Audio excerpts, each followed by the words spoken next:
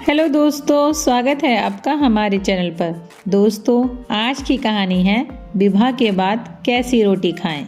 आपको ये कहानी पसंद आए तो इसे लाइक करें, शेयर करें और हमारे चैनल को सब्सक्राइब करना ना भूलें। एक लड़का था, उसकी माँ ने उसका विवाह कर दिया, लेकिन वह कुछ कमाता नहीं था। घर में ही पड़ा रहता या फिर गली मोहल्ले में घूमता रहता था। उसकी माँ जब भी उसको रोटी परोसती थी तब वह कहती कि बेटा ठंडी रोटी खा लो। लड़के की समझ में नहीं आया कि माँ ऐसा क्यों कहती है, फिर भी वह चुप रहा।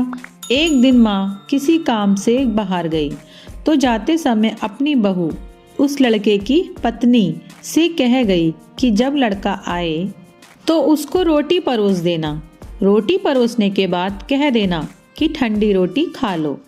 उसने अपने पति से वैसे ही कह दिया तो वह चिढ़ गया। माँ तो कहती ही है, अब यह भी कहना सीख गई।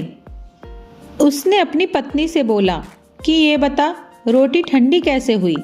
रोटी तो गरम है, दाल भात भी गरम है, फिर तूने ठंडी रोटी क्यों कही? वह बोली कि यह तो अपनी माँ से पूछना।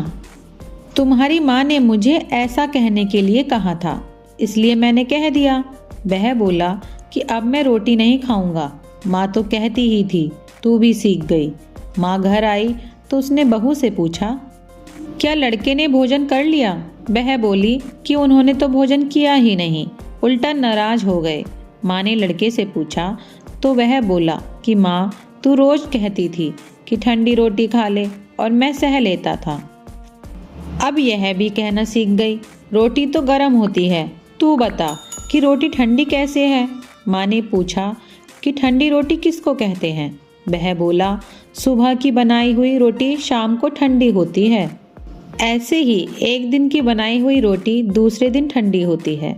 बासी रोटी ठंडी और ताज़ी रोटी गर्म होती है।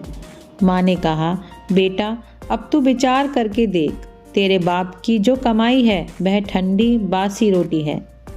गरम ताज़ी रोटी तब होगी जब तू खुद कमा कर लाएगा। लड़का समझ गया और माँ से बोला कि अब मैं खुद कमाऊंगा और गरम रोटी खाऊंगा। शिक्षा कि विवाह होने के बाद ठंडी रोटी मतलब अपनी कमाई की रोटी खानी चाहिए।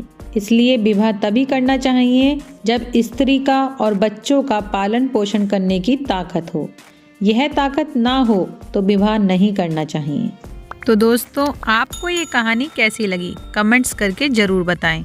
कहानी पसंद आए तो इसे लाइक करें, शेयर करें और हमारे चैनल को सब्सक्राइब करना ना भूलें। देखने के लिए धन्यवाद।